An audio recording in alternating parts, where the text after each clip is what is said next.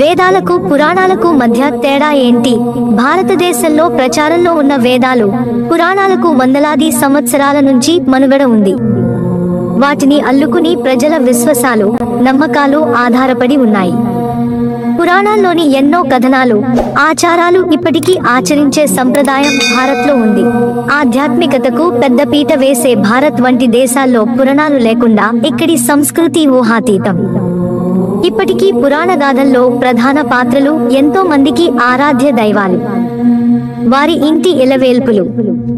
వేదాలు, ఉపనిషత్తుల వంటి గ్రంథాలు, రామాయణం, మహాభారతం వంటి ఇతిహాసాల్లో దేవీ దేవతల పాత్రల చిత్రీకరణ అద్భుతం. రాక్షసులు, శత్రువుల వంటి పాత్రలకు ప్రత్యేక ఆకర్షణ ఉండడం విశేషం. ఆయా పాత్రల నడవడిక, ఎదుటి పాత్రలతో సంభాషణలు మనకెంతో నేర్పిస్తాయి. వాటిలో ఎంతో తాత్వికత ఉంటుంది, జీవన సందేశం నిండి ఉంటుంది. అవన్నీ భారతదేశ ప్రజలకు తరగని సంపద.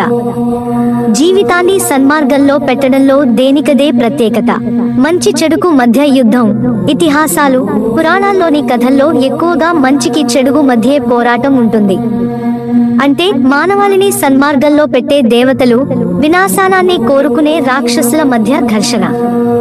ఈ సంఘర్షణలో ఎన్నో పాత్రలు ఎన్నో విధాలుగా స్పందిస్తాయి.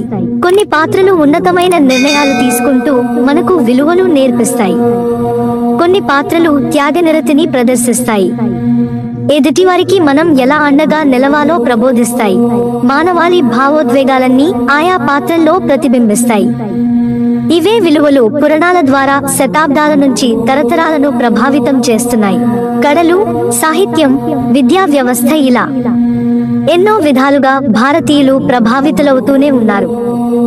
ఇక వేదాల్లోనైతే ఇప్పటి శాస్త్రీయమైన ఆవిష్కరణలన్నింటి ప్రస్తావన వాటిలోనే ఉందని భారతీయులు విశ్వసిస్తారు. మనం పూర్వీకులు మనకిచ్చిన గ్రంథాల ఆధారంగా వేదాలు, పురాణాలకు మధ్య మౌలికమైన భేదాలను తెలుసుకుందాం. చారిత్రక నేపథ్యం. వేదాలు క్రీస్తు శకం 1500 నుంచి ప్రచారంలో ఉన్నాయి.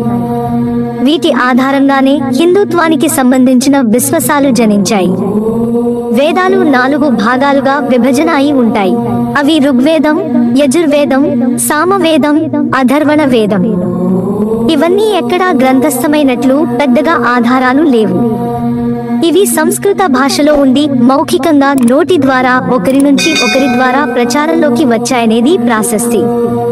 కానీ పురాణాలు మాత్రం అంతకు పూర్వమే లిఖితపూర్వకంగా అందుబాటులో ఉన్నాయి. 3 నుంచి 4వ శతాబ్దం నుంచి జన బాహుళ్యంలోకి వచ్చాయి. శృతి, స్మృతి భేదం. వేదాలు, పురాణాల మధ్య ప్రధానంగా శృతి, స్మృతి భేదం ఉంది. వేదం అంటే సంస్కృతంలో వినగలిగిందని అర్థం. ఇవి ఋషుల నోటి నుంచి ఉచ్చారణ ద్వారా జనవాళిలో ప్రాచుర్యం పొందాయని ప్రతీతి. అలాగే పురాణాలు శతాబ్దాల నుంచి మానవాళి స్మృతిపథంలో ఉన్నాయి. ఒక తరం నుంచి ఒక తరానికి రూపాంతరం చెందాయి. అంశాలు, నేపథ్యాలు వేరు. వేదాలు ప్రధానంగా ఆచారాలు, తాత్వికతను బోధిస్తాయి. వేదాలు ఋగ్వేదం, సామవేదం, యజుర్వేదం, అథర్వణ వేదంగా విభజనే ఉన్నాయి. ఋగ్వేదం పద్యాల రూపంలో దేవుళ్లను స్తుతిస్తాయి. సామవేద సారమంతా సంగీతమే. యజుర్వేదం మతపరమైన త్యాగాలు, వేడుకల గురించి చెప్తుంది. అథర్వణ వేదం ఆచారాలు, ఆచరించే విధానాలు, ఆరాధనగా గురించి చెప్తుంది. పురాణాలు అందుకు భిన్నంగా ఉంటాయి. పురాణాలు కథలు, ఉప కథలుగా విడిపోయి ఉంటాయి. అద్వితీయమైన రాచరిక ఛాయలు ఉంటాయి. దేవీ దేవతల తిరుగులేని శక్తుల ప్రస్తావన ఉంటుంది. బ్రహ్మ, విష్ణువు, శివుడి తత్వాల వివరణ ఉంటుంది. మొత్తం 17 పురాణాలు ప్రచారంలో ఉన్నాయి. అవి కూడా తిరిగి 18 ఉప పురాణాలుగా విడిపోయి ఉన్నాయి. నిర్మాణపరంగా ప్రధాన తేడా: 4 వేదాల్లో ప్రతి వేదం సంహిత, బ్రహ్మణ, అరణ్యక, ఉపనిషత్తులుగా విడిపోయి ఉంటుంది.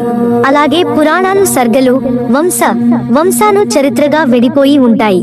ప్రయోజనాలు, విధుల్లో తేడా. కొమ్మ: వేదాలు ప్రధానంగా మానవారికి ఆచార వ్యవహారాల ఆచరణ, తాత్విక భావాలు బోధిస్తాయి.